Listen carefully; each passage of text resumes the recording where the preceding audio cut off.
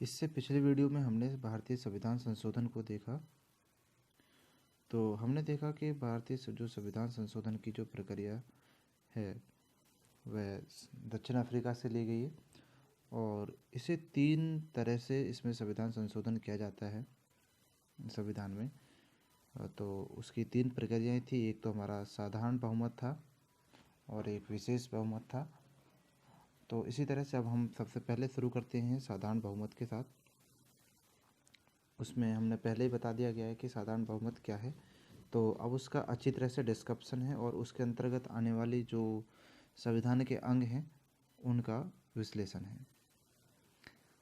तो अगर हम देखें, इसका तात्पर्य है कि सदन में जितने भी उपस्थित हैं और या फिर यह मतदान करने वाले जो सदस्य हैं उनकी जो संख्या है आधे से अधिक सदस्यों में आधे से अधिक होने चाहिए, यानी कि एक भी ज़्यादा हो तो भी उसे बहुमत माना जाएगा। यानी कि ये सबसे सरल प्रक्रिया है संविधान संशोधन की।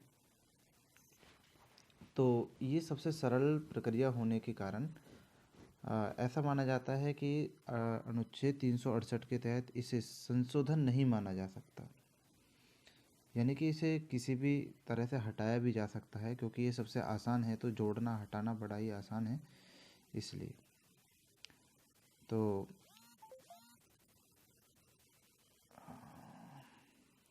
साधारण बहुमत से संसद को किए जाने वाले कुछ उपबंध हैं जो जिनके तहत जिन्हें संविधान के साधारण बहुमत से जोड़ा या हटाया जा सकता है, यानी कि जिनमें परिवर्तन लाया जा सकता है। जैसे कि पहला है संघ में नए राज्यों का प्रवेश। ठीक है, अगर हमें संघ में नए राज्यों का प्रवेश करना है तो हम साधारण बहुमत से कर सकते हैं, यानी कि संविधान के अनुच्छेद 2 में अगर हमें परिवर्तन करना है तो साधारण बहुमत से किया जा सकता है। इसी तरह से जो संविधान का अनुच्छेद 3 है, भाग 1 का अनुच्छेद 3 है जो, उसमें भी आसानी से परिवर्तन किया जा सकता है। ये दोनों ही अनुच्छेद 2 और 3 बहुत ही इम्पोर्टेंट हैं। अनुच्छेद 2 में कहा गया है कि नए राज्यों का मतलब जो भी भारत के क्षेत्र में नहीं है। जैसे कि अगर भूटान भारत का क्षेत्र या नेपाल भारत का क्षेत्र या कोई अन्य देश भारत का क्षेत्र बनना चाहे जो इस समय किनारे पर हैं, तो उन्हें अनुच्छेद 2 के तहत भारत में राज्य बनने का अधिकार मिल जाएगा। और जो अनुच्छेद 3 है वो कहता है कि कोई राज्य है पहले से ही और वह अपना नया रूप लेना चाह रहा है, ठीक है, वो अपने क्षेत्र में कोई परिवर्तन करना चाह रहा है या उसका नाम बदलना चाह रहा है। जैसे कि तेलंगाना राज्य बना था अभी, तो जो तेलंगाना राज्य बना था वो अनुच्छेद 3 के तहत बना था। तो इससे आगे है जो साधारण बहुमत से आसानी से पास हो जाती हैं चीज़ें, इसमें नागरिकता से संबंधित, यानी कि अनुच्छेद 11 है। अनुच्छेद 11 में हमारी नागरिकता से संबंधित प्रावधान है। तो नागरिकता से संबंधित कोई भी प्रावधान साधारण बहुमत से पास हो जाता है। राज्यों की जो विधानसभा हैं उनकी जो परिषद का अगर सृजन करना है हमें, यानी कि किसी राज्य में जैसे विधानसभा और विधान परिषद 2 होती हैं, अगर हमें किसी राज्य में विधान परिषद की ज़रूरत है तो संसद उसे आसानी से साधारण बहुमत के साथ लागू कर सकती है। अभी भारत के 7 राज्य ऐसे हैं जहाँ पर विधान परिषद है, जिसमें उत्तर प्रदेश भी आता है जो अनुच्छेद 169 में है। संघ राज्य क्षेत्रों के विधानमंडल और मंत्री परिषदों का, ठीक है, ये मंत्री परिषद हो गई। उनकी जो मंत्री परिषद होती है, यानी कि जो वहाँ मंत्रिमंडल हो, जो उनका मंत्रिमंडल होता है पूरा, उसमें भी अगर बदलाव करना है तो साधारण बहुमत से किया जा सकता है, जो अनुच्छेद 239 के क में आता है। राष्ट्रपति, उपराष्ट्रपति और न्यायाधीश होते हैं जो, इनके अगर हमें वेतन भत्तों में अगर कुछ परिवर्तन करना है, जैसे कि अभी राष्ट्रपति के वेतन को बढ़ाया गया है, सभी जो सांसद है उनके वेतन को बढ़ाया गया है, उपराष्ट्रपति का वेतन भी, न्यायाधीशों का भी, तो ये अनुच्छेद 2 में आते हैं। अनुसूची 2 के भाग हैं, तो अनुसूची 2 में आसानी से परिवर्तन किया जा सकता है साधारण बहुमत के साथ। इसी तरह से कुछ और अनुसूचियाँ भी हैं, जैसे पहली अनुसूची हो गई, 5वीं, 6ठी और 8वीं। अनुसूची के ऊपर एक पूरा वीडियो है, तो उस वीडियो में पूरी अनुसूची के बारे में पूरी जानकारी है। तो इस तरह से पूरा जो हमारा साधारण बहुमत है जो, उसमें ये सभी चीज़ें आती हैं। तो क्वेश्चन यहीं से बनता है कि नागरिकता का अगर कोई प्रावधान है तो किस बहुमत से पास होगा? साधारण बहुमत से। इस तरह के यहाँ से ये सभी क्वेश्चन के पॉइंट हैं। तो इसी तरह से हमारा जैसे 3 बहुमत थे, तो उसमें से अब दूसरा है हमारा विशेष बहुमत। ठीक है, इसके द्वारा अगर हमें कोई संशोधन करना है तो इसमें जो इसका तात्पर्य है सबसे पहले तो वो है कि सदन के कुल सदस्यों के जो सदस्य हैं और यानी कि उपस्थित हैं और जो मतदान कर रहे हैं, उसका 2/3 बहुमत होता है। ठीक है, उनका 2/3 बहुमत होना जरूरी है। अगर इतना ऐसा हो पाता है तो ही विशेष बहुमत माना जाएगा। और संविधान के सभी लगभग जितने भी जो इम्पोर्टेंट मुद्दे होते हैं वो विशेष बहुमत से ही पास होते हैं। ये है संशोधन करने की जो तीसरी प्रक्रिया है, जिसे विशेष बहुमत के साथ साथ जैसे इसमें जुड़ जाती है राज्यों के अनुसमर्थन के द्वारा। तो ये हम देखें तो भारतीय संविधान के संशोधन की सबसे कठोर प्रक्रिया है जो अनुच्छेद 368 में दी गई है।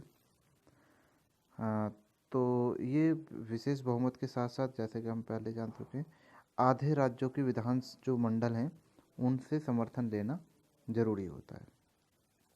विधानमंडलों में हमारी आती हैं जो राज्यों की विधानसभा और विधान परिषद दोनों होती हैं, वे विधानमंडल होती हैं, उनसे अनुसमर्थन मिलना जरूरी है।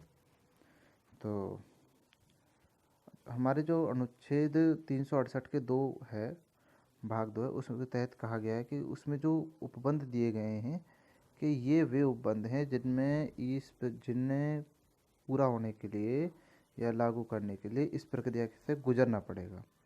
तो वे जो उपबंध हैं तो उन उपबंधों को जान लेते हैं जहाँ से क्वेश्चन बनने की संभावनाएं रहेंगी। तो ये है हमारा, अगर हमें हमारा जो राष्ट्रपति का निर्वाचन होता है जो अनुच्छेद 54 में वर्णित है, तो अगर हमें उसके विषय में अगर कोई भी प्रक्रिया होनी है तो वह इस कठोर बहुमत से गुजरेगी। ठीक है, और इसी तरह से हमारे राष्ट्रपति के निर्वाचन की अगर रीति में बदलाव लाना है या रीति के विषय में अगर कोई प्रश्न है तो वह भी। और फिर तीसरी आती है हमारी, अगर संघ की कोई कार्यपालिका की शक्ति का विस्तार करना है, उस शक्ति को लागू करने के लिए भी संशोधन की तीसरी जो शक्ति है इससे गुजरना पड़ेगा। तीसरी प्रक्रिया जो सबसे कठोर प्रक्रिया, इससे गुजरना पड़ेगा। इसी तरह से राज्यों की भी कार्यपालिका की शक्ति का विस्तार है जो, उसे भी इससे गुजरना पड़ेगा, जो अनुच्छेद 162 में दी गई है। राज्यों की कार्यपालिका की शक्ति का विस्तार है जो। इसी तरह से अगर संघ राज्य क्षेत्रों के जो उच्च न्यायालय होते हैं यानी कि जो हाई कोर्ट होते हैं, अगर हाई कोर्ट के विषय में कोई निर्णय लेना है उसके विषय में, तो वह भी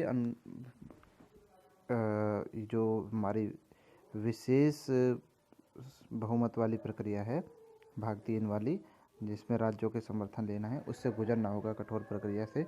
और खुद अनुच्छेद 368 भी क्वेश्चन बन जाएगा कि इस तरह से अनुच्छेद 368 है जो, वह किस प्रक्रिया के तहत किया जाएगा। अगर ऐसा हो जाए कि संशोधन की जो भाग है उसमें ही कुछ संशोधन करना पड़े तो किस प्रक्रिया से गुजरना पड़ेगा उसे, तो उसे भी सबसे कठोर प्रक्रिया से गुजरना पड़ेगा। इसी तरह से जो हमारा भाग 5 है भारतीय संविधान का, उसके लिए भी इस कठोर प्रक्रिया से गुजरना होगा, भाग 6 को भी और भाग 11 को भी। इसी तरह से कुछ अनुसूचियां हैं जिसमें हमारी 7वीं अनुसूची है जो, उस अनुसूची को भी इस कठोर प्रक्रिया से गुजरना होगा। ठीक है, तो राज्यों के लिए अगर संसद को जो राज्यों का प्रतिनिधित्व है तो वह भी। तो ये सभी इम्पोर्टेंट थिंग्स हैं जिनके लिए राज्यों अगर कोई परिवर्तन करना है तो इससे गुजरना होगा। इसमें ही एक विशेष बात ये जो नोट करके लिखी गई है कि राज्यों में से जो अगर मान लो कि उससे तो हम 2/3 से ले रहे हैं, विशेष बहुमत के साथ ले रहे हैं संसद से तो, लेकिन अगर राज्यों से हमें कोई चीज़ पास करानी है तो उसके लिए क्या प्रक्रिया है। राज्यों से मतलब आधा तो ले रहे हैं हम, आधे राज्यों से, लेकिन राज्यों से किस तरह से पास कराएंगे, तो वो है राज्यों की विधानमंडल और विधान परिषद है जो उनमें ये जो विधेयक होगा, संशोधन विधेयक वो दिया जाएगा। वहाँ पे साधारण बहुमत से उसे पास कराना होगा। साधारण बहुमत यानी आधे से एक ज़्यादा, आधे से ज़्यादा हो, एक कम से कम एक ज़्यादा तो होना ज़रूरी है। तो इस प्रक्रिया से आसानी से कोई भी संशोधन किया जा सकता है। इसी तरह से बिल आते हैं, वो भी, ये बिल भी तीनों प्रक्रियाओं से ही, तीन प्रक्रिया होती हैं, इनमें से ही किसी न किसी के हिस्सा होते हैं। उन्हें पास होने के लिए इन तीनों में से किसी न किसी प्रक्रिया से गुजरना होता है। और ये निर्भर करता है उस बिल के ऊपर कि वह किस क्षेत्र में आता है। और बाकी के इसके बचे जो संविधान संशोधन है उसके बचे अधिकारों के विचार तो वह अगले वीडियो में होंगे। तो यहाँ तक एक चीज़ पूरी होती है कि संविधान की जो संशोधन की प्रक्रिया जो 3 भागों में है, उनके लिए जो बहुमत है वो किस तरह से है, ये यहाँ पर पूरा होता है।